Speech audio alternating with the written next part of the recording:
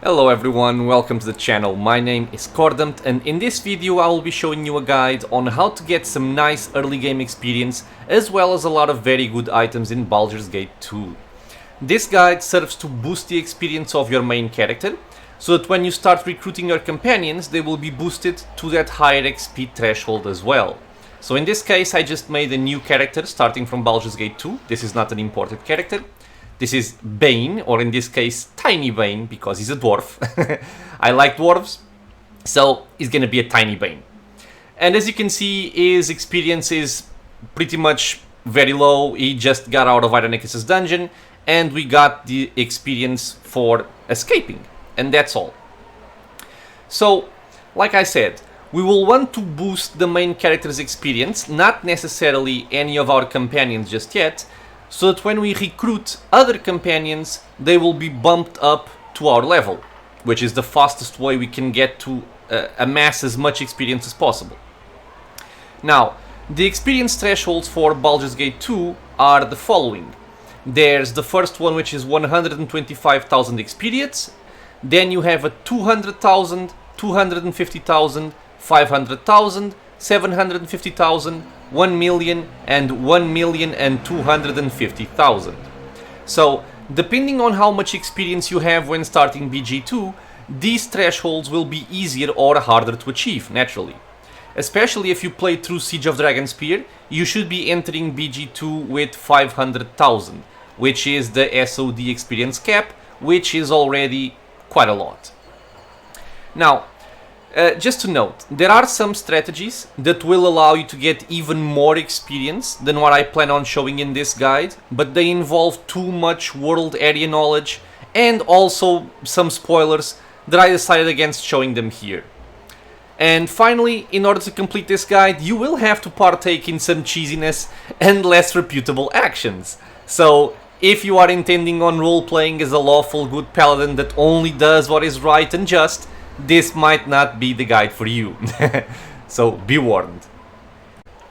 Before I forget, I just want to leave a small disclaimer here saying that by no means do you need to follow a guide of this sort in order to be successful or have fun playing Baldur's Gate 2. Okay?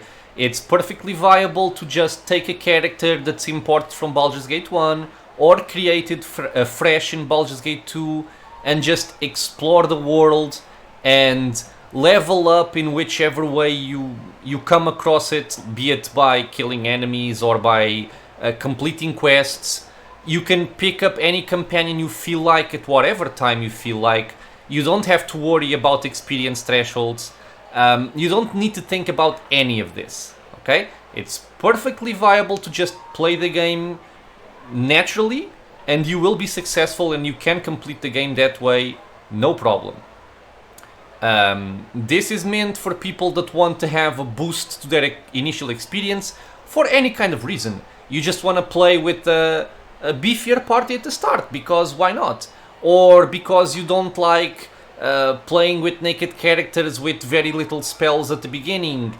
Or maybe you're playing with difficulty enhancing mods and you feel that certain starting encounters are way too difficult and you want some kind of buffer to compensate. This will work out for you, but just know that even though I'm making this guide, I'm not saying that this is the way that you should be playing Baldur's Gate 2, or that it's the only way that you will be able to succeed in the game. It is not the case at all. Play the game the way that you feel most comfortable and that you have most fun with. That is all. Alright, let's get started. So, first of all, let's just mention here that my character, Tiny Bane, I made him as a fighter, or in this case, the Berserker kit. The reason why I'm taking this class specifically for this guide is because I want to make sure that everything you see here applies to any kind of class you might want to choose. So, for example, certain classes like a mage or a thief or a cleric, for example, you have certain tools at your disposal, certain spells or abilities that will allow you to work around certain problems or situations that other classes might not be able to do. So I want to make sure here that by using the fighter, Everything you see, you can apply to your own run, to your own character, regardless of the class. But if you are playing with the classes I just mentioned, or any other class with certain tricks available to them, make sure to use them. It will bring you only advantages. Another thing I wanted to mention is that I am playing the game with the SCS mod to make the game more challenging. I am playing on insane difficulty, and I am also taking double damage when I'm getting hit. Now, this isn't particularly relevant for the guide, but if you see me acting scared of certain encounters that for you might seem very easy if you are playing the base game, keep in mind this is the reason why. If you are playing with this mod, especially with double damage on insane difficulty, early encounters can be extremely deadly. Okay, so with that said, you'll notice that we are not exactly in the first area of the game. Right now, we are in Joaquin's Promenade. This is the place you end up after escaping Irenicus' dungeon, which is the actual first area of the game. So you start there in the cage and Imoen comes to greet you, and once you escape, this is where you go. Now, there is nothing special to note about Irenicus' dungeon that's relevant in particular for this guide. That's why I'm not including it in the video. You just have to work through that area in any way you like. The only thing you have to take notice of is making sure to grab the following items while you are there. So the first item is going to be the acorns.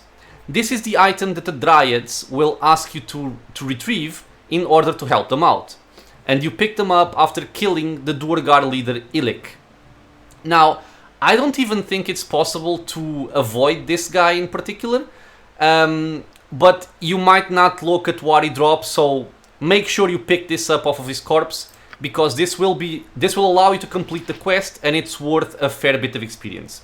So do make sure you have this in your inventory before you leave Irenicus' dungeon, as you will no longer be able to go back. The second item we want to bring is going to be the Potion of Master Thievery. This potion will boost your open lock and pickpocket abilities for 3 hours. We will be making use of this throughout the guide, so make sure you pick this up. This can be found in the weird room where as soon as you enter, an alarm triggers and starts ringing. There's a bunch of traps and 2 golems come to kill you, so it's kind of hard to forget. And the potion is inside of a locked drawer. Now, it's very easy to obtain. You can just use Imoen to deal with the traps and deal with the locks. Very simple, just make sure to pick it up. And finally, we're gonna want the wands. So, there are wands in a room. It's right near the end of the dungeon. It's a room filled with elemental traps. In order to disable these traps, you have to use certain keys. And as soon as you use them and disable the traps, you are going to get the corresponding wand. So the lightning trap gives you a lightning wand, the fire trap a fire wand, etc, etc. Now, if you identify these wands, you'll note that they only have a single charge. So they are not worth any money, they only have 1 charge, so you kind of might be tempted to just use them up or throw them out because they're not worth the inventory space. But I will say, keep them with you, take them, bring them along.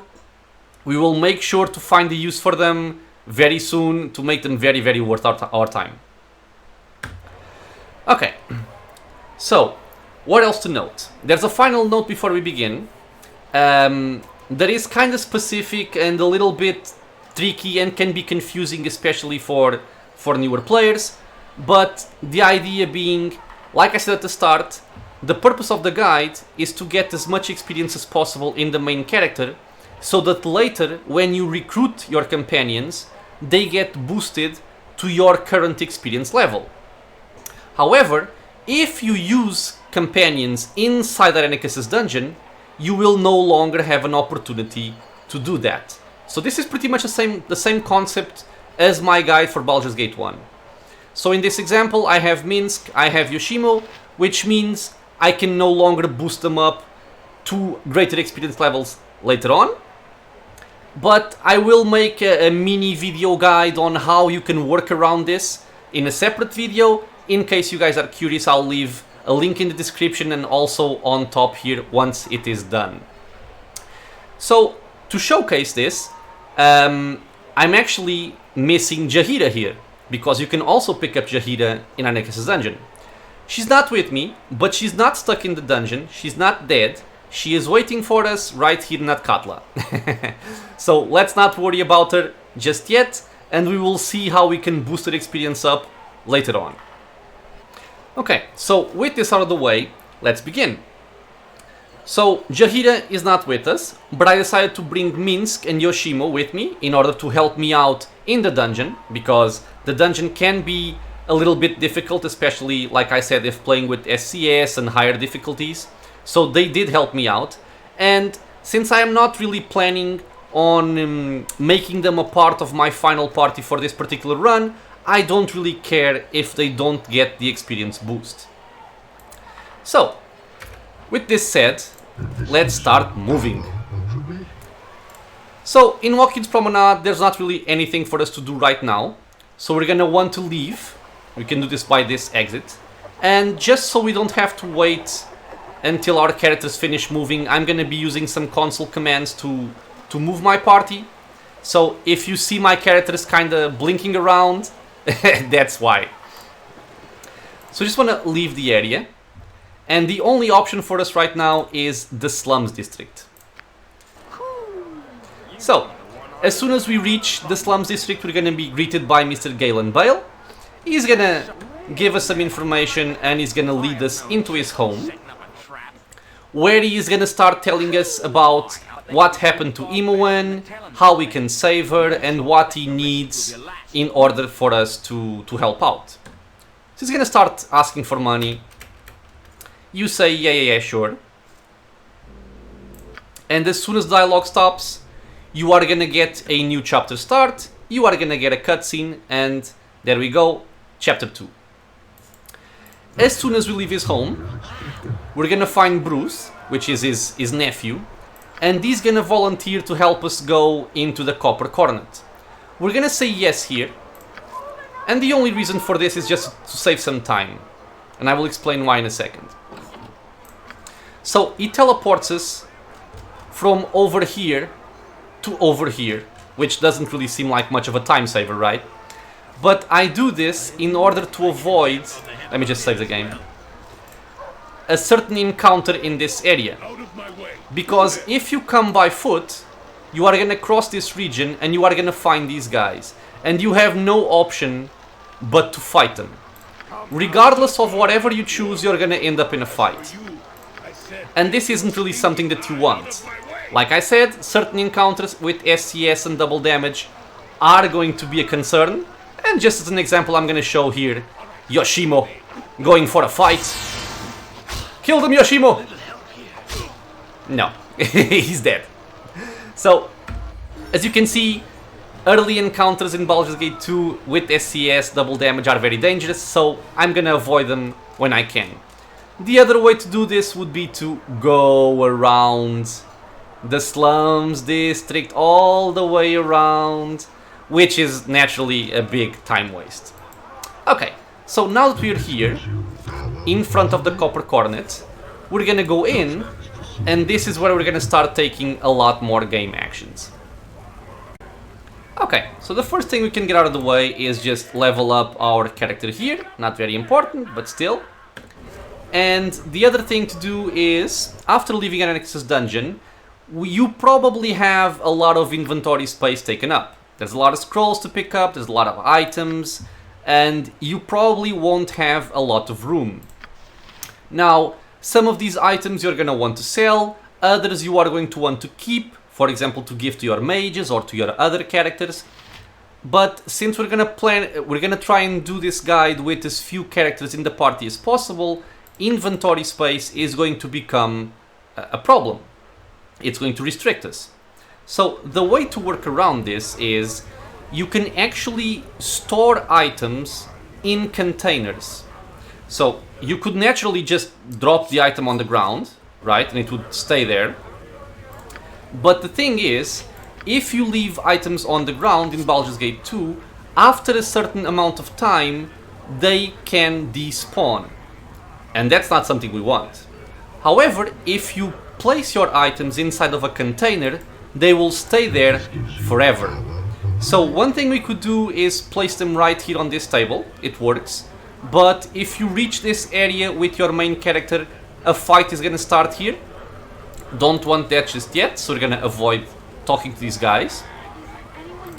We're gonna say not right now to Miss Nalia. And we're gonna use this table here as an example.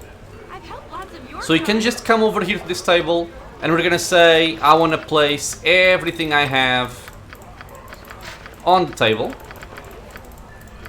This way we have a clean inventory, and we can kind of just come back to it whenever we want in terms of the items.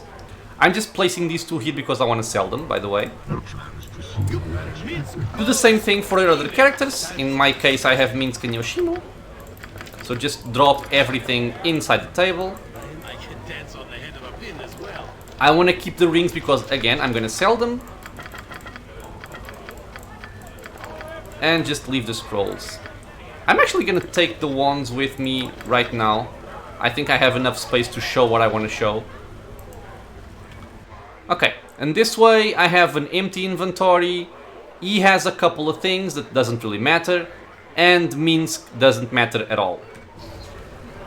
Okay, so first things first. I'm going to reform my party because I want to remove Minsk. I will not be using him anymore. He helped out in Irenicus' dungeon. I am thankful for it, but that's all. Okay, so go to the copper coordinate. And now we can come over here and we can sell some stuff. We're gonna want a little bit of gold. That's why we're doing this now. I'm gonna sell the katana and the pearl necklace, and I'm gonna sell these rings as well. Okay, so we have 1700 gold. I think that should be fine. And what we want to do is we're gonna go back to this starting area here of the tavern. We are going to remove Yoshimo from the party just for a little bit. Go to the copper coordinate, and we are going to be flying solo for a little bit here. So the first way to gain some experience is leaving the slums and going into the bridge district. Now, you also want to do this kind of thing during the daytime as much as possible, because at nighttime there are muggers in the streets and they can try and rob you, and again, muggers, backstabs, double damage, very dangerous. So we're gonna go to the bridge district. You're gonna meet Lieutenant Aegisfield, and he's gonna talk to you about certain problems in the area, in this case some murders. I'm just gonna go through the dialogue here to get the quest, and we can start moving on. Just beggars talking. So if this were nighttime, there was gonna be a mugger here with some friends wanting to kill you. So that's why coming at daytime right now is useful. And I wanna talk with Mr. Rampa. So yeah. Tell me about the murders. He's gonna ask for some money, you just tell him you don't have any money. And he's gonna say, what? You're even poorer than me. Okay, so thank you very much. He's gonna give you an item, which is a quest item. After talking to Rampa, we're gonna come over here and talk to Rose Bouquet. And we're gonna purchase some information. Thank you. Now, we speak to Mr. Bell Dalemark, the merchant, and we're gonna say that we want to identify this piece of leather. And we're also gonna ask what smells like girlberries. He's gonna give you some samples. We go back to Rose Bouquet. She's gonna give us some funny information. And we are going to realize that this is used for making leather. Now, conveniently, we have the tanner shop right nearby, which we can enter, find the owner, Regiek Heidsman, and we can ask him some questions about the local murders. Once you do, you can kind of accuse him. He's gonna get upset. So you are admitting to being the killer. He's gonna go hostile, but he runs away. There's no fighting to be had here. And at this point, we can just leave. So, we're gonna go out. We're gonna actually go here, it's closer. I actually went the wrong way there, but we are back on track. So we're gonna leave. We're gonna want to go this side to talk to the guard again. And I will just teleport to avoid the cutscene here with Nira. And we're gonna tell him that we have found out who it was. By doing this, we're gonna get some extra gold, reputation increase, and 45,000 experience, plus the 23,000 we got by confronting the Tanner. So a fair bit of experience already. With this, we can go back into the slums. Mr. Wayne. And we are going to go and pick up Mr. Yoshimo.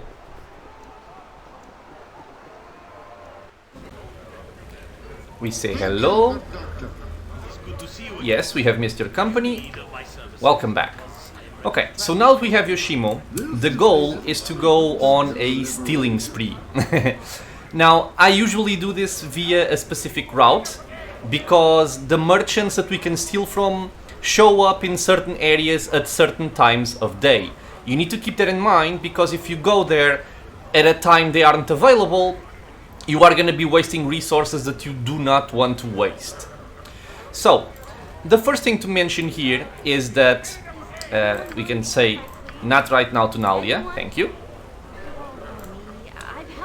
The first thing to say is that most of the merchants that we want to steal from, they show up during the night time. So we can check right here in the corner that it's day 1, hour 7, and we want something between like 10 PM and 2 AM. So what we're going to do is we're going to talk to Bernard, our innkeeper.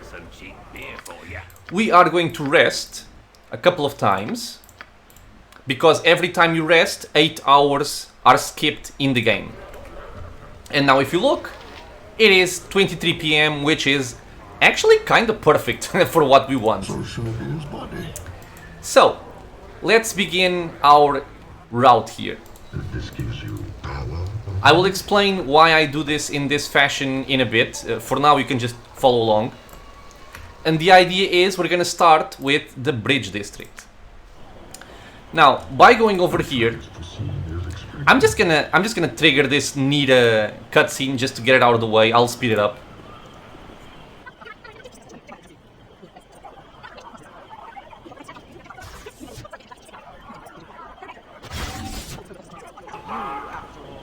So, yeah, it's done. We just wasted a bunch of time. It's now midnight. I really don't like unskippable cutscenes, but I'm just getting this out of the way in case we want to come back this way later. So, like I mentioned before, at nighttime things get a little bit more dangerous. And in this case, we're gonna have muggers in the streets. In order to avoid said muggers, because they are right here, let me see if I can show it with Yoshimo. If he goes invisible. Very well. Come on, my friend, you can do it. Yeah, thank you. So yeah, there he is. That's the guy we want to try and avoid, because if you start a conversation with this guy by walking in line of sight, he's gonna have some friends coming to kill you, and thieves and backstabs with double damage is not a good experience.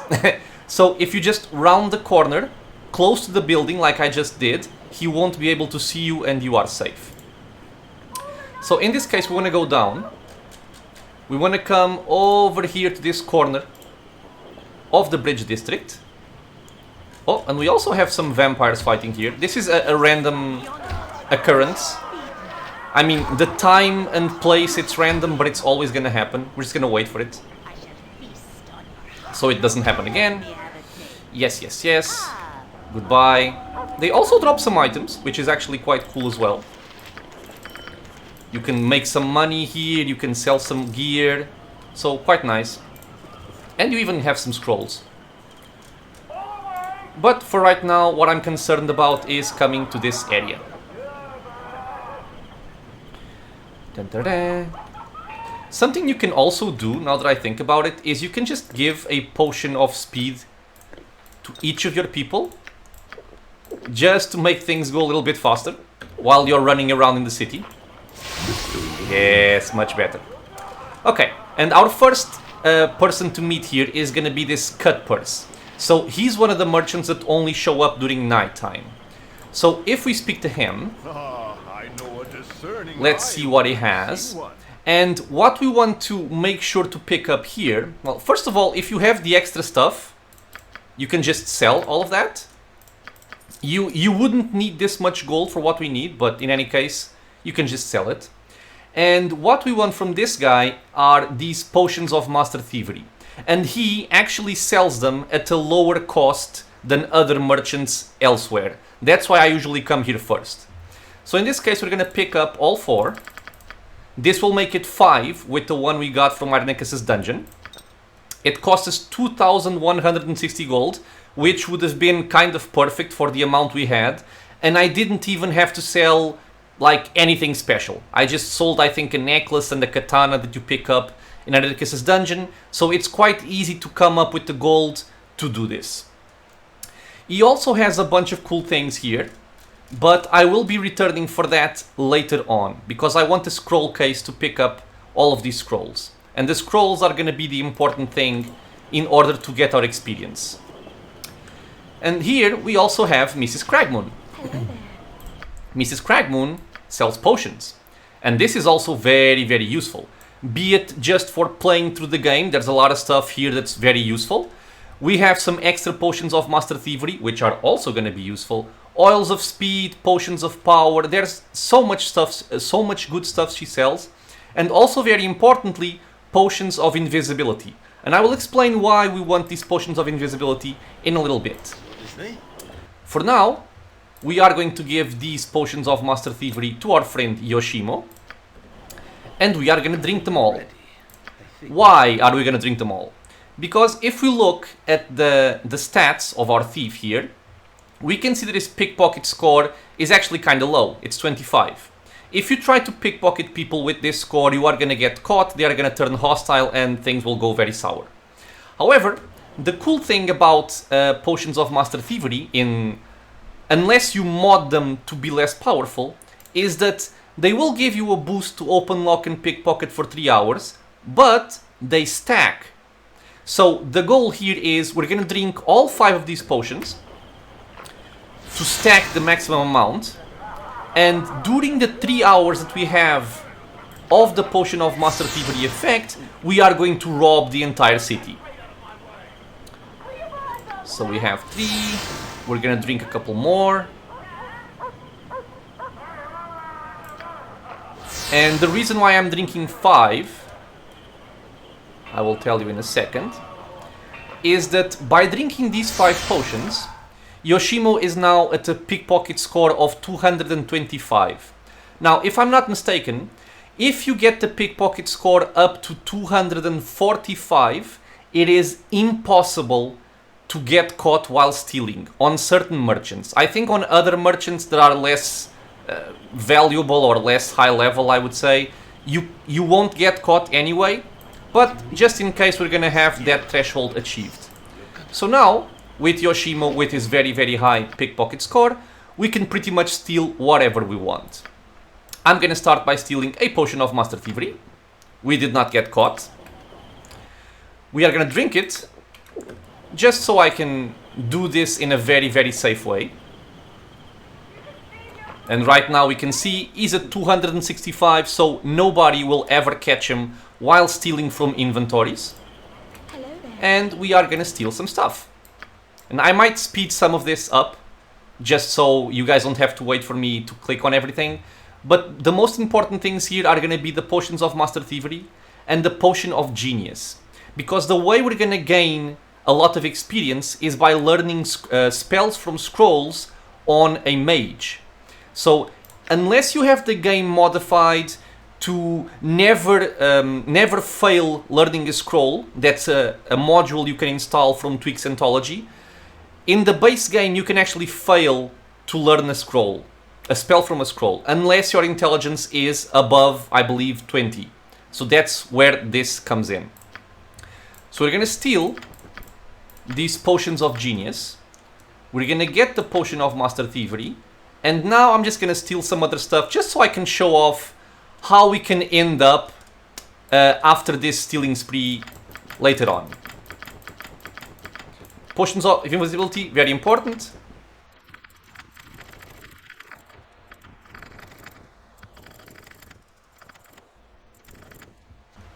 And I think this is enough. We already have a lot of very good potions. I'm just gonna give them to Tiny Bane here.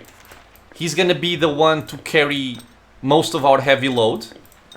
Yoshimo is gonna have a different purpose. I will split 5 invis pots between them. This will come into play a little bit later on. There we go. And we are gonna continue. So right now, after having picked up the potions of Master Thievery to be able to steal anything we want, and picking up the potions from Miss Cragmoon, we are gonna go into Walking's Promenade because we can actually get some useful items here for what we need. Oh, and this is Nira's cutscene again. I'm sorry, I will speed this up. Okay, so she's been dealt with. She will never appear again, thankfully. And we are now in Walking's Promenade. Now, over here, there are actually 3 spots we want to go to. One of them is the Adventurer Mart. The other one is the Spell Store. And finally, there's an unnamed, well, not unnamed, but untagged merchant in this corner. So, we are going to start, I guess, with the Adventurer Mart. We can come over here. And we're going to pick up some very cool things.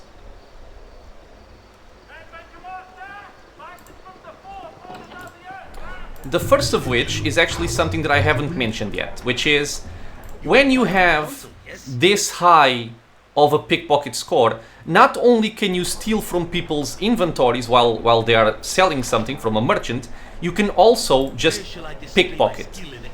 The big difference between stealing from a merchant or pickpocketing is that if you get your pickpocket skill above 245, you will never get caught stealing from a merchant in the inventory, in the selling screen, but you can still get caught while pickpocketing. I think that's like a critical miss. It's a very low chance, but you can get caught.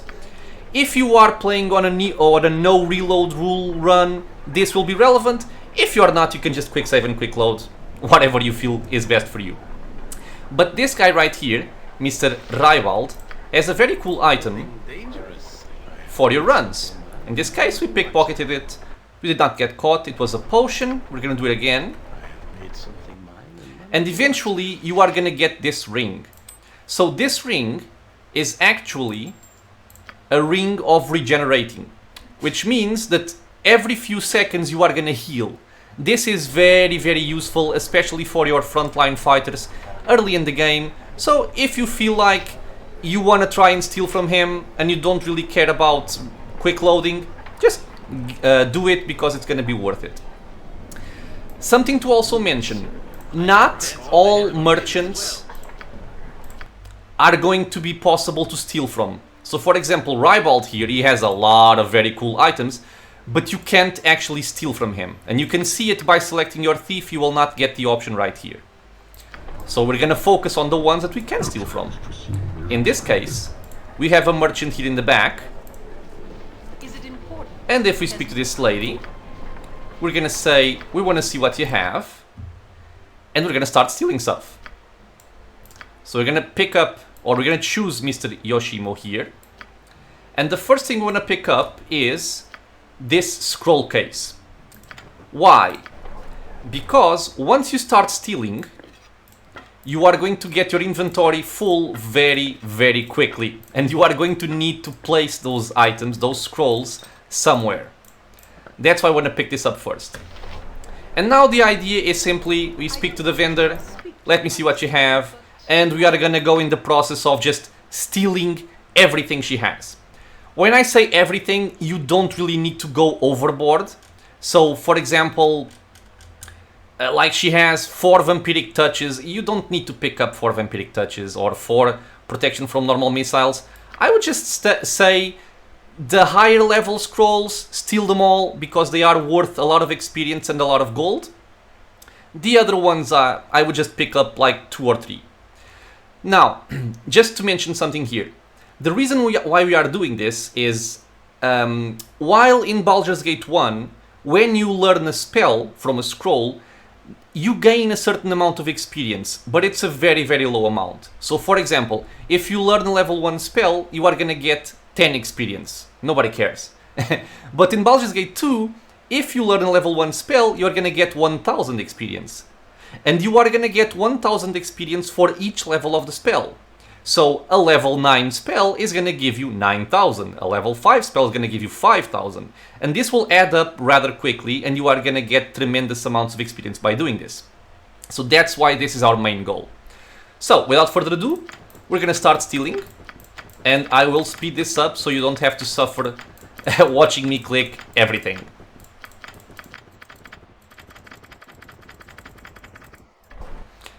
Now, like I said, once you get full, you are gonna have to start putting scrolls inside the case and then continue on with your thievery.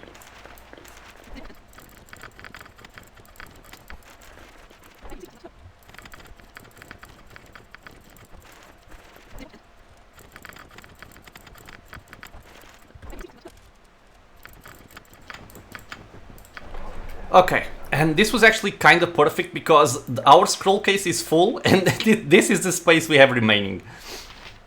So, this is all we wanted to steal from her. I could get something else, not for experience purposes, but just for utility purposes. You have some protection scrolls here which are very, very useful. So protection from undead, poison, fire, all of this stuff can be useful throughout the game, so I would also steal these. The only reason why I'm not doing it right now is because I don't have enough space. But you can always come back here and do it afterwards. Let the games begin. So, we're gonna go to our next target, which is gonna be the spell store up here. It's still midnight, so we are fine on time. And we're gonna speak to this guy over here, which is Galoomp, the bookkeeper. So, same thing. First purchase, first stealing is gonna be the scroll case. So we're gonna take this out. We're gonna start filling it.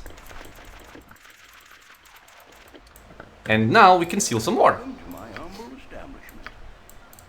Now, for example, level 9 spells like Freedom, I would steal all of them. And there's also a reason why I want to steal more than I want to learn. But for other stuff, like if you've already stolen several level 1 spells and level 2 spells, you don't really want to bother picking them all up. I'm just going to start stealing the higher level stuff because it's going to be the one that gives us the most experience.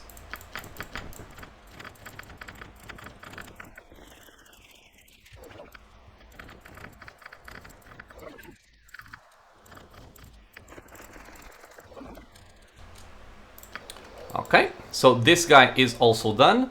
We are going to go to our third and final target in Walking's Promenade, which is right here in this area. And once again, this is a merchant that will only show up during nighttime. And yeah, the Oil of Speed is really recommended because it will save you a lot of time. And it will also, you know, save time in-game. So this is Jai's. We're gonna see what he's selling. And this guy also has a scroll case, so we will take that. And also importantly, not only does he have a lot of cool scrolls, he also has some very cool items. Okay, we are also going to be picking up some of these because, like I said, I want to demonstrate how easily you can kind of gear up your party later on just by doing this. Okay, so let's get to stealing.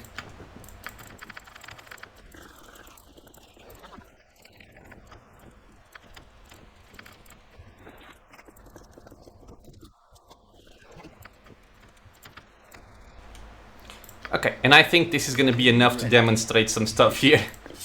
But just as an example, we were using a leather armor on Yoshimo, and now we have a leather armor +2, which is very, very good. We had the short bow, we have a light crossbow +2, or a composite short bow +2, which is even better. I picked up a battle axe +1, I picked up a flail +2, and he was using a katana. We also have a dagger +2 in case we want to swap. This longsword +2 can replace our longsword +1 or just add it to our list of weapons that we had. So, very, very worth it. We also have a buckler +2, we picked up a plate mail, and we picked up a small shield +2. All of these things are incredibly useful early on in the game. It will help out immensely when dealing with the initial enemies. Okay, so this is it for Joaquin's Promenade. We are now gonna go to our next objective. For the next objective, we are going to go again into the bridge, because we have not forgotten our friend the Cutpurse. So same deal as before, we want to round out this corner so the mugger doesn't see us. There we go, everything's fine. And right now we can feel a lot safer, because even if we do get spotted by muggers or anything like that, we have potions of invisibility, which will allow us to get rid of uncomfortable situations very, very easily. So, come on, not right now. Thank you.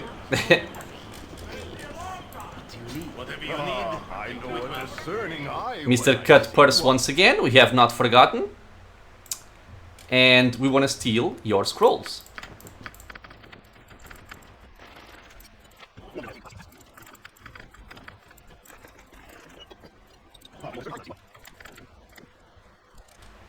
Okay, I think we have all we want from this guy. There's some other +1 weapons over here, but I think for the purposes of what I want to show, you know, you can take whatever you need. For my demonstration, I'm just gonna keep with what I have.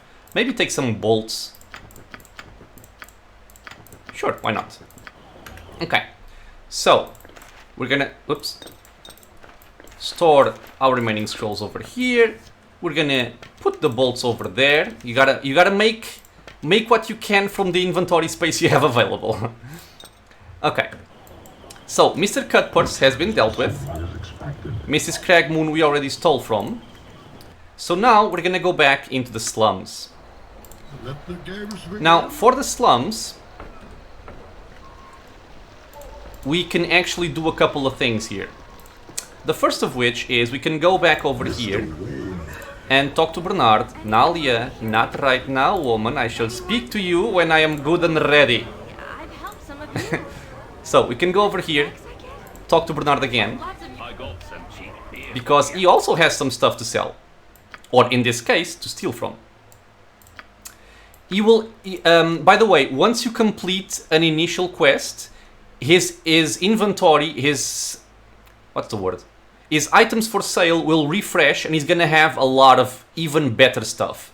But for now, we can just take the good stuff he has currently. In this case, we have some arrows of fire, some acid arrows. You have some restoration scrolls, which are always something good to have. You have a sword of flame +1, it's gonna deal fire damage.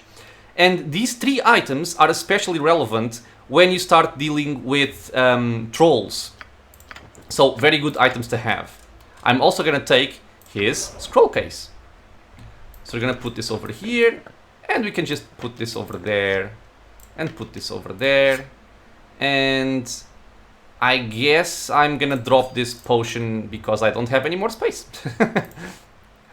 Okay, that's fine.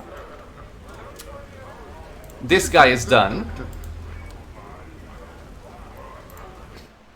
And now we have some other cool merchants we can steal from. There's another guy up here. And right now we might start getting low on space. But let me see if I can still do this. We have this guy right here, the Black Market Thief. And we can see he also has a battle axe +1, a mace +1, a couple of good bows, martial staff +3, more ammunition. But he doesn't actually have a lot of very relevant things. The most relevant things on this guy is honestly the ammunition, and if you really want it, the martial staff +3. Other than that, you have the composite longbow, but nothing very special. I'm just showing off that this is another guy that you can steal from. And finally, we can check out a couple of merchants here. And in this case, I'm actually going to make use of our potions of invisibility to avoid this encounter right here, as like we saw before, can be a little bit dangerous. So you can just pop one potion, you can pop one potion, invisible, let's go. They won't bother us now, and here we go, we have our next guy, this storekeep, which also only shows during nighttime. And let me see what you have. And this lady actually has a very cool item. First of all, she has poison throwing daggers, which is useful if you have somebody using throwing daggers, like a Kensai. Very, very good. A sling +2, also very relevant. Some more ammunition. Studded leather armor +2, which is even better for Yoshimo. And, this is the big one, 9,300 gold, a full plate mail. Right at the start of the game, this is very, very powerful. That's what I usually steal from her. The sling also to give to one of my mages, for example, but these are the really big ones here. So we can swap this, it's a better piece of armor, and we're gonna give this one to our fighter. Let's carry on. And now we're gonna go to a place we've been before, which is Galen Bale's house. Because over here, we also have this guy that we can steal from, which is Arledrian. Let's take a look at what you have. Again, a lot of very, very good ammunition, very good bolts. He even has a protection necklace. More potions of Master Thievery, we always want this. And then he has a very, very cool item, which is the main reason why I like coming here. He has a gem bag, which is always cool. And he has the glasses of identification. Now, these glasses of identification, they work like identification scrolls.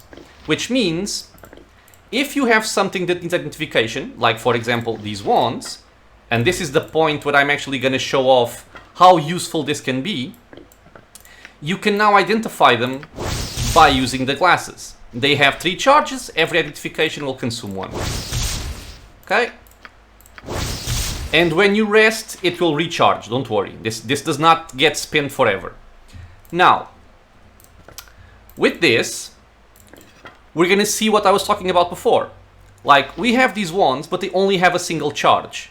And if we talk to the vendor, you can even see that if you wanted to sell them for making some money, they are worthless, because they only have 1 charge. But one thing that you can do is, you can sell these wands, because if you do so, the vendor will actually recharge them. And now, if you steal them back, they will each have 50 charges. Having a wand that will give you 50 fireballs at the start of the game is very, very good. 50 cloud kills, even better. 50 lightning bolts, you're gonna get yourself killed, but if you like tossing out lightning bolts, you can do it. And the other important one is gonna be the wand of monster summoning. So these wands are gonna be very, very useful to you at the start, and this is a way that you can get some really nice charged up wands that will help you out tremendously in the early game. Something else we can see right here is that we have some traps, and I guess I can mention this while we're here. We still have some time. Is that just like learning scrolls is gonna give you a decent amount of experience, unlike Baldur's Gate 1, when you unlock locked chests or doors, you also get a nice boost of experience, and if you disarm traps, you also get a nice boost of experience. So first of all, we can check how much experience our character actually has. He's at 216,000, and our next threshold is 250,000. So I'm actually gonna try and get his experience level up to 250k before we recruit the next important character for our party. And we can do something like that by doing this. So by disarming a trap, we get 1700 experience. It's gonna be split both ways, but still, it's very good. If you unlock, you also get 400 experience.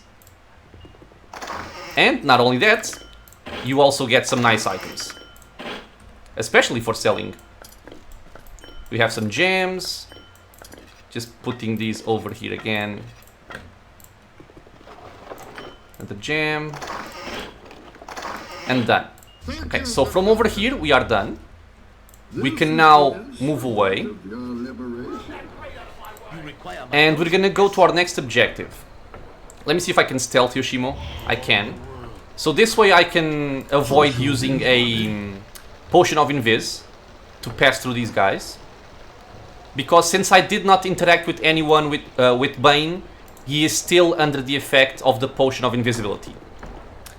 Now, I'm gonna make a quick save here. And this is where I'm gonna mention something that's also very important if you are running around doing what I'm just doing. So, in terms of time, we are still good. We still have the effects of our Oil of Speed, and we still have the effects of our Potions of Master Thievery. But, like I said at the start, there was a route that I like to take. Now, the reason why I take this route is, at a certain point, you are going to get ambushes in Athkatla. These ambushes are random and they occur when you move from one district to the other. However, there is always a set initial ambush. It's not set exactly when it happens, but it is always the first ambush. And it's a very dangerous ambush, especially if you're playing with SCS, double damage, all those things. Now, I'm mentioning this because if you go into this ambush, or if you get caught in this ambush, playing with difficulty mods, and you're only traveling with your single character, or with your character and Yoshimo, for example, you are going to get killed. Because this is a very dangerous ambush. However, something that's important to note is that if you confine your stealing to the promenade, I mean the Walk-ins Promenade, the slums, the bridge, and the temple districts, you will never get ambushed. By visiting any other district other than the ones I just mentioned, you are gonna set the wheels in motion for the ambush to happen sooner or later. So, since we actually want to go to the docks and the government district eventually, this is why we also picked up the potions of invisibility. If we do get ambushed, we can just go invisible and get the hell away. If you don't mind quick saving and quick loading, you can simply quick load and try to move again and see if you avoid the ambush. It's fine. So right now, we're gonna go into the docks. We did not get ambushed, which is cool. And we are gonna go into this area right here, where it says the Shadow Thief Guild Hall. And this gives you power over me?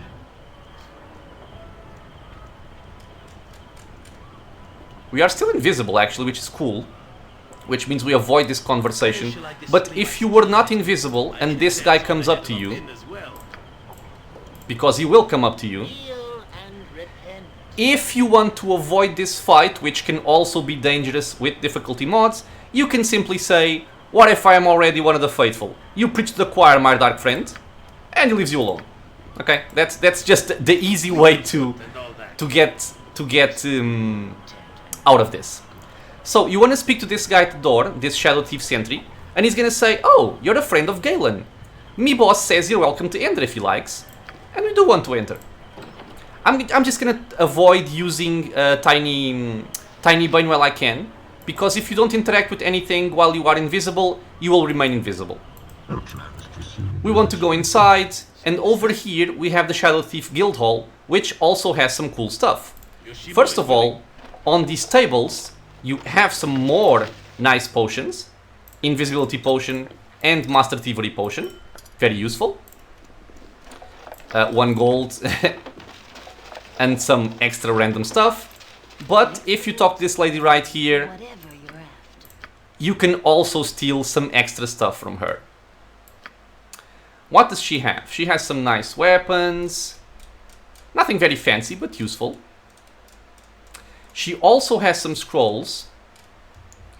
At this point, I'm just gonna steal the stuff I find might be relevant, because I already have most of these. And the ones that I don't have, I for sure will take. Now, of course, if you want to steal everything, feel free to do so. As long as you have space, you can do it.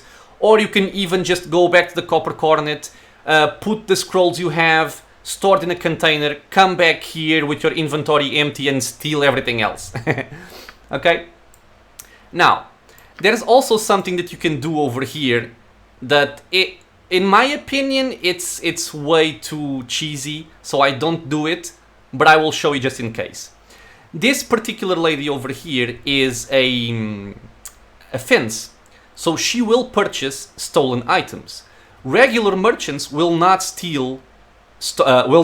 purchase stolen items, but fences will. What this means is you can do a very silly thing, which is you can sell a stolen item and you can steal it back. And then you can sell it again. And then you can steal it back. And sell it again. And steal it back. You get the idea, right? Now, this might seem silly, but if you haven't noticed, we are getting 1000 gold for every time we do this. So, essentially, this is an infinite gold loop exploit. Like I said, I don't like using it. There's more than enough gold in the game to do whatever you want. You don't need to do this. But, you know that it exists. Okay, let's carry on. Like I said, I want to get some experience for my character here. But we're gonna come here later. We want to go up. And we are gonna speak to this friend over here, which is Mr. Ribald Bloodscalp. And here I think you actually have to speak with your main character. Actually, let's see. Yes, I'm still here. Yeah, okay, you have to speak with your main character. Yes, I'm still here. Yes, I'm still here. Okay. So he's gonna tell you some stuff, he's gonna ask you for a favor, and we are going to say yes. Yes, the details. How shall I put this? Very well, I will do as you ask.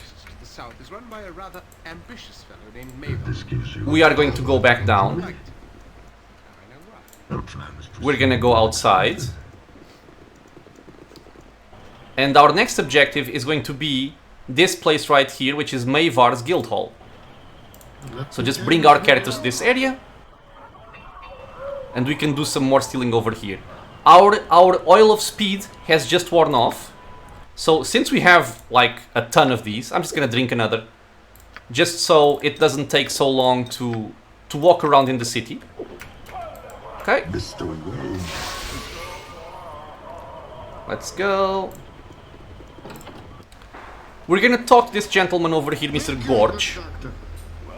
And we're gonna say, I'm here to see Mayvar. And this will pretty much allow you access into the area behind him. And you can, once again, see what he is selling. And you can steal from him. So, this guy has a couple of scrolls, but not that many. He has a gem bag, a very expensive and useful rogue stone. But, most importantly, more potions of Master Thievery. We're gonna get the Oil of Speed, potions of invisibility, anything that you find useful, take.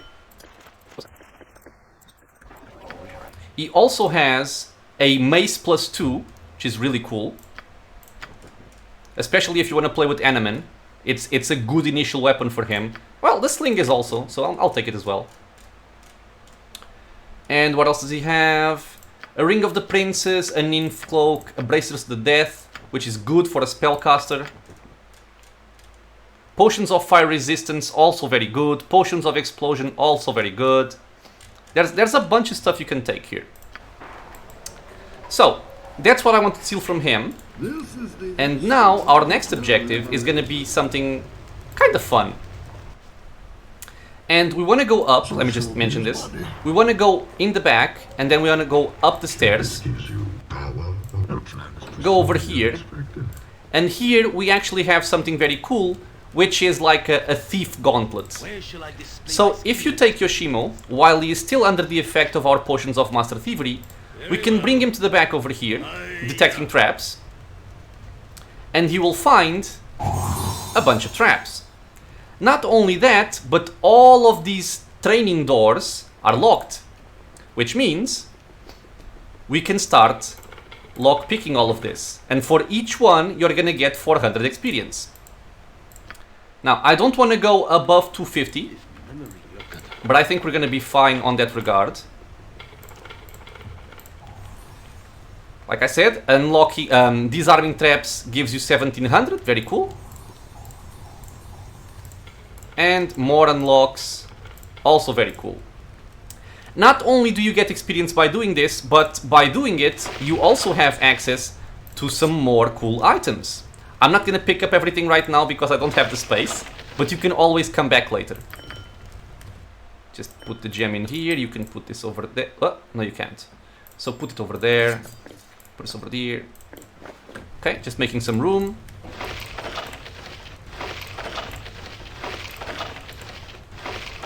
Okay, more gold. There's just so much good stuff here. So much cool stuff you can do just by robbing people. Go figure. This is a cloak that gives you extra charisma, which is really cool. You're gonna get discounts at stores and stuff. So a lot of very useful things. 3 more potions of Master Thievery. Extra gems. And now all of the doors are gonna have gold, which is very, very useful as well, naturally. Okay, this is done. Mr. Wayne. We're gonna make a quick save here and let me think where we're gonna go next. Okay, so in my case, my next objective is going to be to gain a little bit more of experience. This will depend on how much experience you have.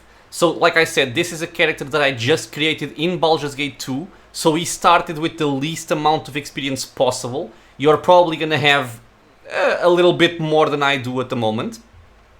But since I'm rather close to the next objective, the next threshold of 250,000, I want to reach that threshold before I recruit my next important companion.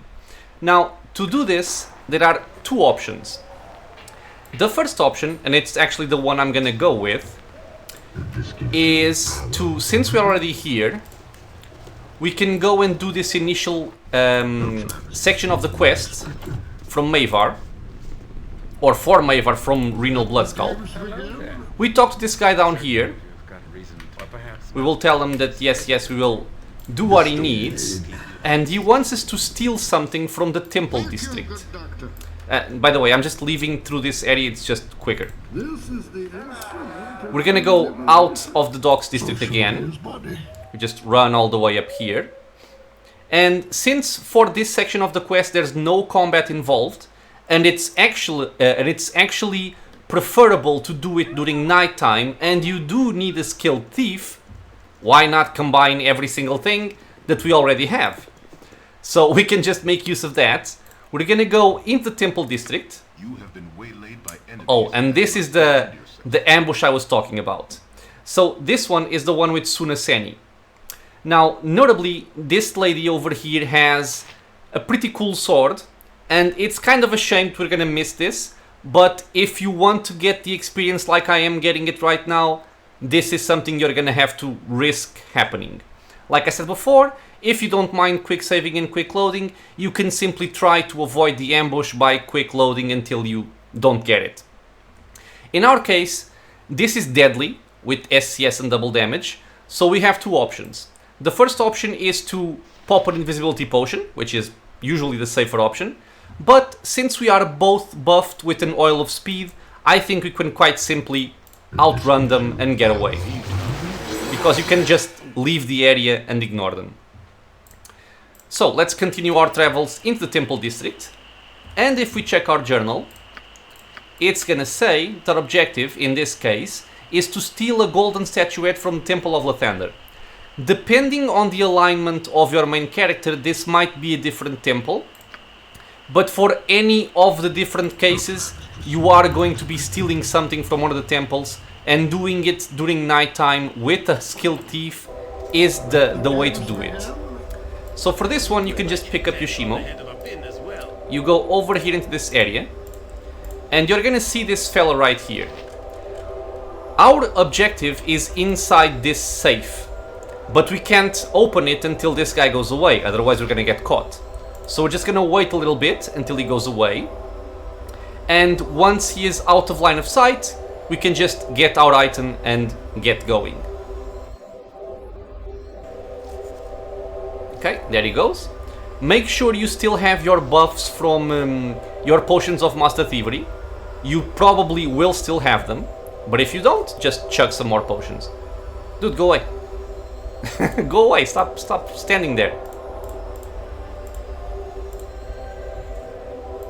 Senor. He usually just goes up. I welcome you with outstretched hand. Dude, go away. Ah! And there he goes. Okay. So now we can take Yoshimo. We can lockpick the safe, open it, get the statuette, and get going. This is actually the more complicated version of the stealing from the temples quest. And now that we have it, we can just go away. Okay, now this quest in particular is gonna give me quite a bit of experience, I think like 30,000. So I actually want to do this by myself. I don't want Yoshimo in the party with me, just so I can soak all of the experience for myself. So we're gonna go back in this area over here. We're gonna deposit some more of our items. In this case, we can use Yoshimo to do that. Yoshimo is willing. Actually, not this. I want this. Let the games So begin. just put some items over here, which I'm not going to be using right now. I want those. Okay, so I have a pretty clean inventory. I want my scrolls, because I will use them. And my gems, because why not? I will want the quest item and the glasses, and everything else can just go into our table here. Mr. Wayne. Also drop everything else you have, because I want to showcase this later on. Okay, give me that, give me that, give me that, and give me that. And from this point onward, we will not be using Yoshimo anymore. So, drop everything over here. And done. Thank you, good doctor. We say goodbye to Yoshimo.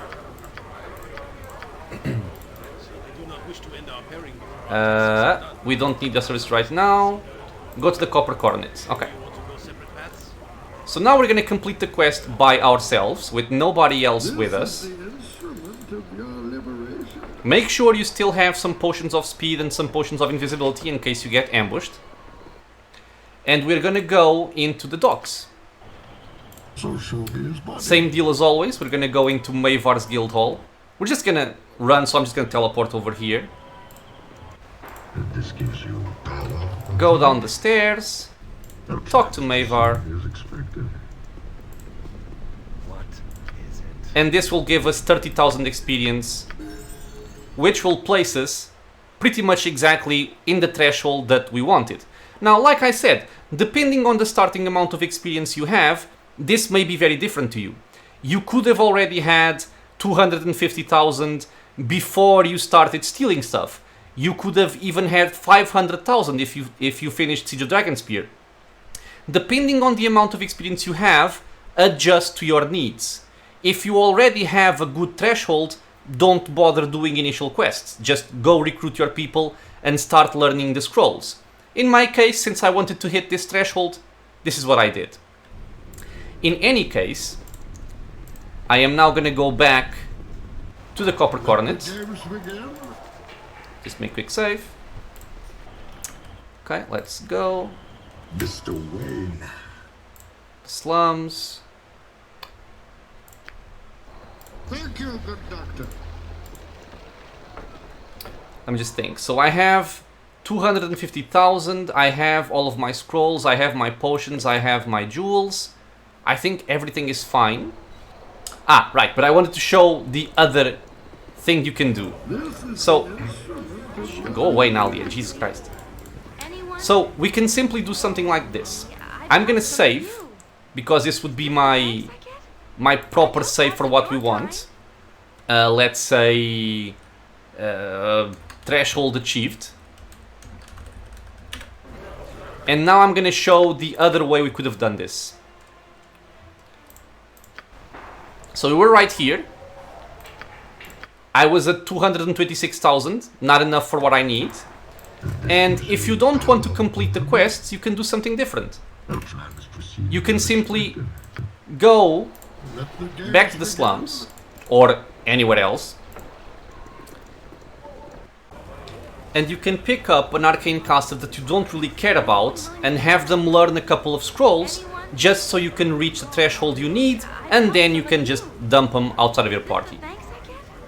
So we're gonna say, let's say for example that I don't really care about Nalia, but you could do this for any arcane caster in the game. You could do it with Nalia, you could do it with Edwin, you could do it with, what's her name? Nira, you could do it with Eri.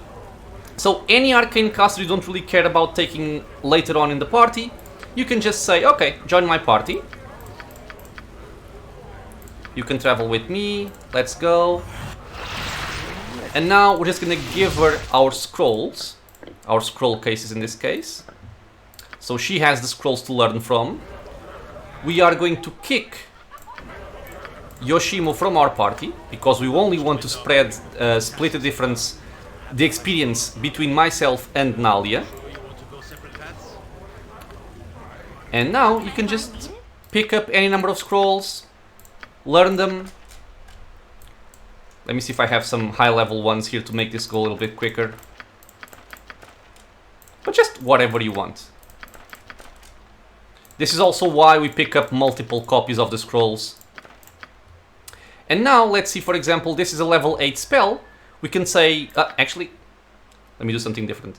We're gonna give her 1 potion of genius, just to make sure she has a high intelligence score so she doesn't fail learning the spells.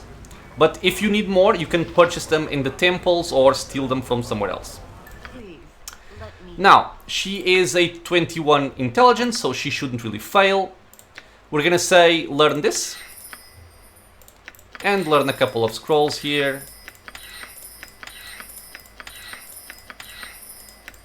And I will show how much experience this is giving in a second. And there we go.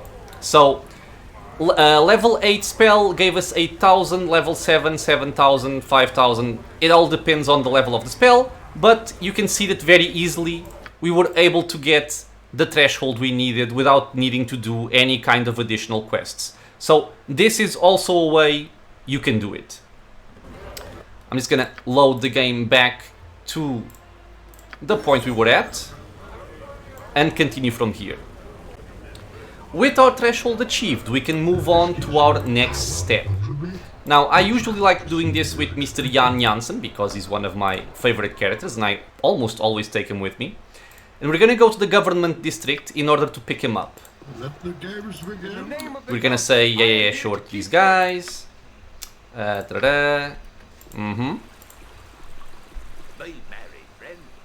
Sure, my friend. Very well. Yeah.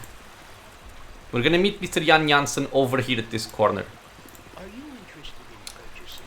Yes. All right. I trust all is well. I trust all is well. We're gonna say we were just talking about the weather. We even get some experience by doing this, which is cool. I do indeed, Jan. Welcome aboard. And now we can see, since we reached the 250,000 experience threshold, and even more now that we have had him join our party, he also joined at 250,000. So 125 plus 125, 250,000. Jan is useful because he is going to be useful for what we want, which is learning the scrolls, or the spells from the scrolls. And he's also a thief, so in case you want to steal some extra stuff from somewhere else, you can always just use him. Remember, we placed all of our items back at the Copper Cornet, so we can simply go there with Mr. Jan Jansen, pick up the potions, and steal anything else we might want. Mr. But for our purposes right now, we are simply going to go back to the copper coronet. And I'm actually going to do something over here. And this is also why Jan is also very useful for what we need here. Because Jan already comes with invisibility 10-yard radius spell memorized. This means that if you want to walk around between districts but you are afraid of ambushes, you can always just take Mr. Jan, make yourself and Jan invisible, and this will make sure that you are safe from any ambush that may be cast upon you during the night time. Thank you, good doctor. We're invisible, This is the end. just turn off the AI, and we're gonna go back into the copper coronet. So short his body. All is good. Let's go over here. This gives you power over me. And now is when we can start gaining all of that experience that I've been promising all along. So, we're gonna give Mr. Jan Jansen all of our scroll cases, and we're also gonna give him the potions of genius. Now, I believe that at like 20 intelligence, you always learn the spells, but if you wanna make super sure, you can just drink 2 potions. He's gonna go to 24, and that will mean he will never fail learning a scroll. Okay, so Mr. Jan Jansen is now at 24 intelligence. It's only myself and Mr. Jan Jansen in the party, and now we can see how much experience we can gain by doing what we've just been doing by stealing the scrolls.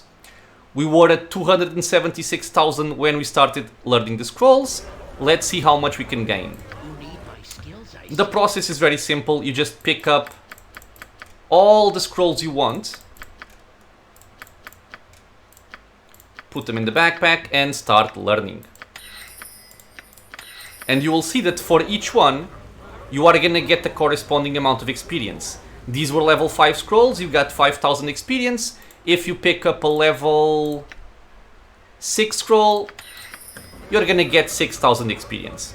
So I'm just gonna do this with all of our scrolls, and then we'll see how much we get. I'm gonna speed this up, don't worry.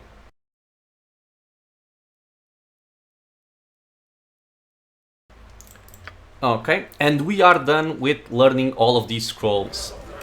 So we can just look at the log here, and this is all of the experience I just got by reading the scrolls, which amounted to... We are right now at 480,000 experience, right? And this is just from reading the scrolls. Now, one other thing you can do, and I will also demonstrate it here, and in this case it would actually kind of be useful because we're, again, rather close to the next threshold, which is 500,000. One thing you can do is, after learning all of the scrolls that you got, you will see that they are no longer new spells for you. You cannot relearn them. They are not marked as green. But one thing you can do is you can go into your spell book and you can actually right click on a spell of your choosing and you can remove it from your spell book. By doing this, this will allow you to once again learn the spell. And you can do this however many times you want to do it. So for example, I'm just doing this with the freedom scrolls because I had 5 of them. They are kind of irrelevant for the most part. And they are worth 9,000 experience each. So doing this, we got another times 9,000 times 4. We're at 499,000, which means we are very, very, very close to getting to our next threshold. And at this point, honestly, since we are so close, we can just do this again for something else. Let me see if I have another, like, level 5 spell or something. Or a hope and emotionless. Sure, let's take these two. These are level 4 spells. So, hope and hopelessness. Right magic, right magic. And there we go, 500,000 experience.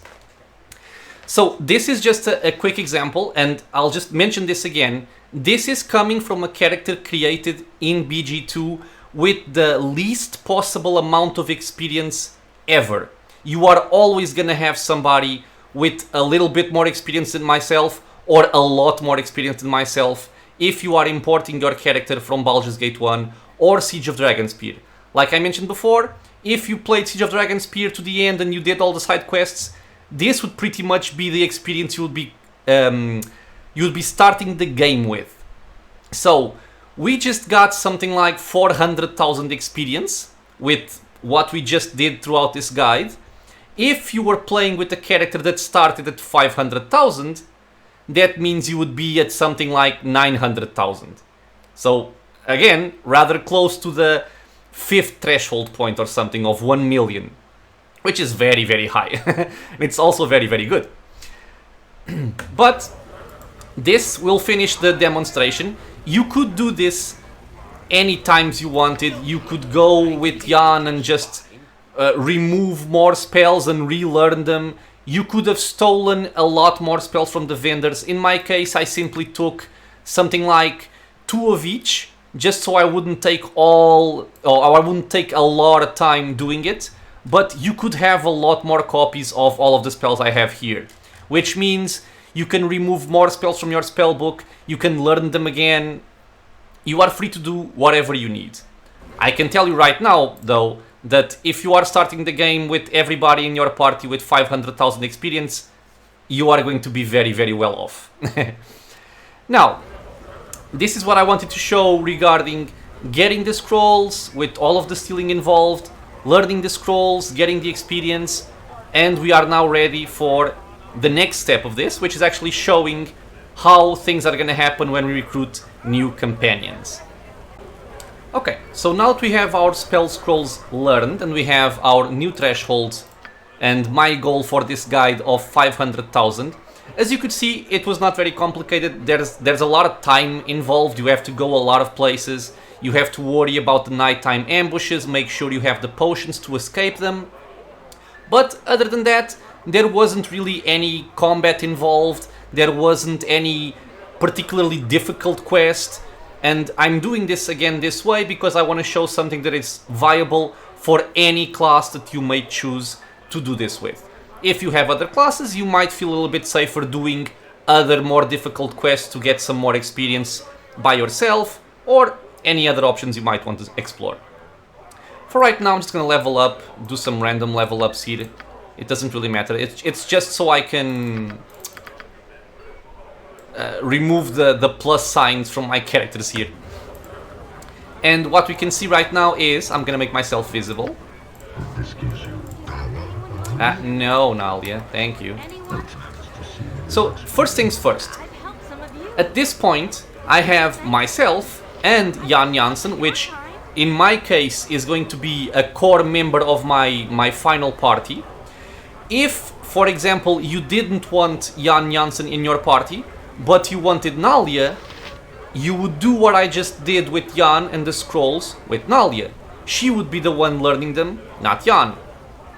If you didn't want Nalia but you wanted Eri, same thing. If you wanted Nira, same thing. Okay? So you can just learn the scrolls on whichever arcane caster you desire. In my case, Jan. And at this point you have 2 characters at a very decent level with some very nice spells learned. This means that if for some reason you wanted even more experience before starting to recruit, you can now start taking on several of the initial quests of the game in order to obtain that experience. Something that you wouldn't be able to do with just like a very low level character without a lot of spells and probably by yourself. So that would be something you could do. Start clearing out some quests. I'm not gonna spoil every quest you can do at the start. There's a few in the slums that you can do very easily at this level with yourself and the spellcaster. Really, you can do it. You even have, and I wanted to go here as well. You even have access to something even more powerful, which is the wands, right? Because don't forget, we have the wands that we sold and then stole back.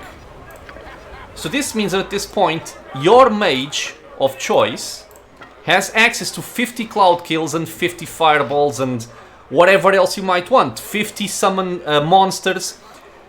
For example, summoning monsters is gonna clear out pretty much anything you want at the start.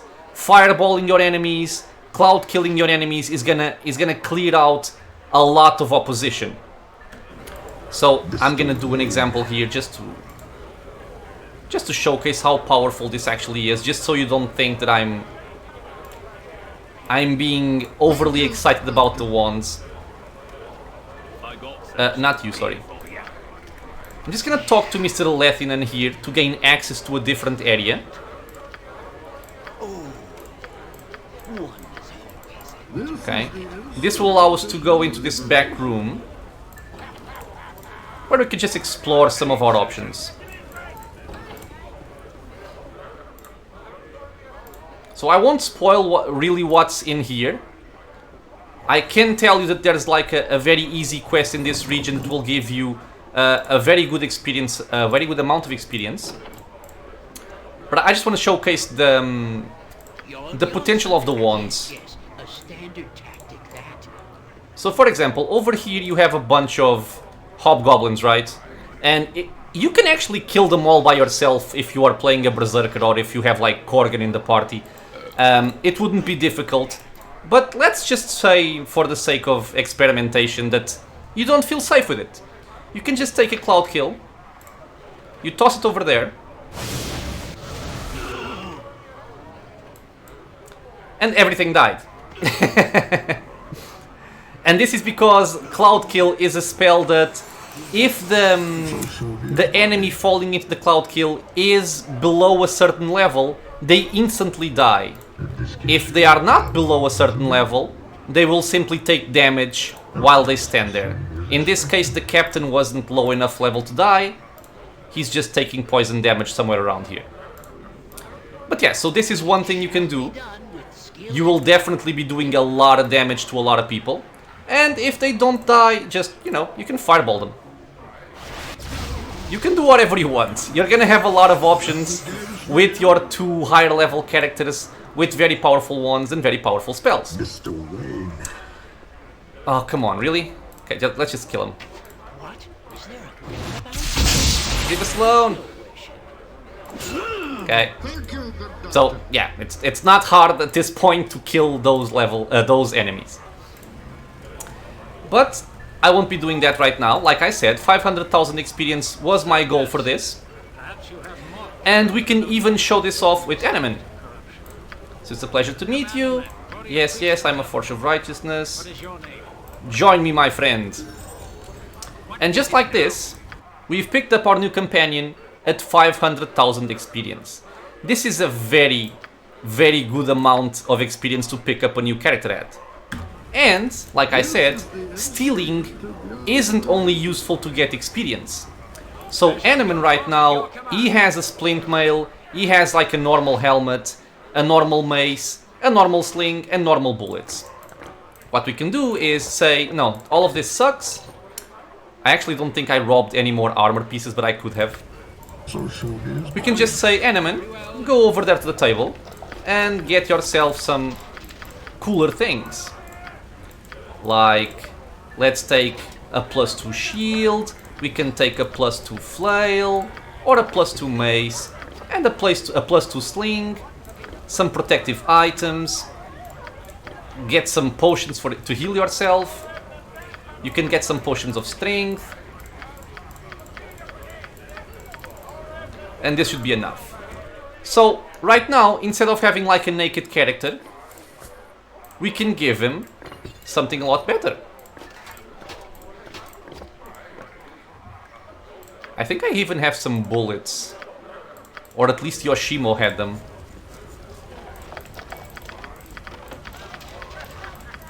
Ah, they're there. So this is just to exemplify, right? This is... You could do much more with this. I could have stolen more armor pieces and give him plate mail, for example. But this already by itself is gonna be a big boost. If you need more AC, for example, you even have better shields that provide AC. You have +2 weapons, you have +2 bullets, you have a +2 sling. For Jan, for example, go away. You know, this reminds You can give him, well, scrolls you already have, right? You can give him the +2 dagger we picked up.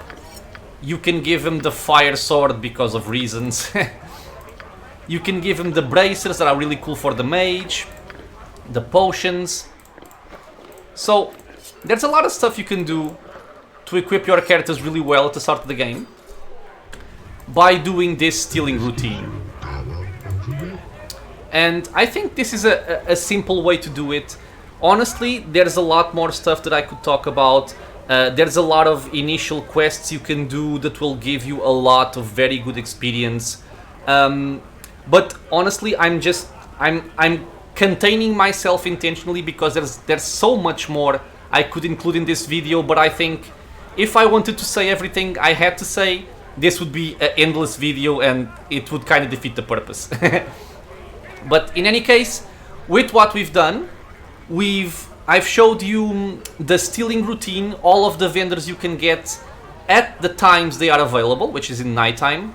I showed you how you can avoid ambushes and muggers in the street. For that purpose, potions of invisibility and oil of speed are going to be immensely helpful. I showed you some places where you can get some nice experience by unlocking doors, by disarming traps. You also get a lot of gold and items and gems by doing that. I showed the infinite gold loop, which I personally I don't really appreciate. I don't think it's necessary, but feel free to use it if you like it. And by doing all of this, not only did we steal the scrolls to gain a lot of experience, but we also got some very cool items for our party, like protective items, charisma, cloak, a full plate mail at the start, which is insane, several weapons, a lot of very, very good potions. For our mage, the same thing. For our new companion Animan, some very cool items as well. And not only that, but the scrolls themselves not only give you very good experience, they will also give you access to some very powerful spells. And many times in Baldur's Gate 2, if not most times, you are gonna have a much easier time dealing with certain encounters if you have access to higher level arcane magic than if you just had like a +3 longsword, for example. And let's not forget, we still have 4 scroll cases full of very, very awesome spells that we can give to our second arcane caster or our third arcane caster. An example of this that I did in my playthrough, it's also in the channel if you want to check it out. Edwin also got all of the spells in our spell scroll, in our spell books. Herdelise, the same thing. So I was able to gain experience and I was able to feed very nice spells to all of my party by doing this. So I hope this was helpful, I hope this was useful. This is definitely the easiest way in my mind that you can access a lot of experience and a lot of different powerful items and abilities early on.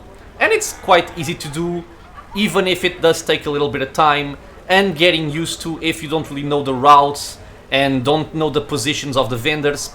But like I said, everything's over here. I'm gonna leave timestamps in the video to help out, as well as some information in the description of the video.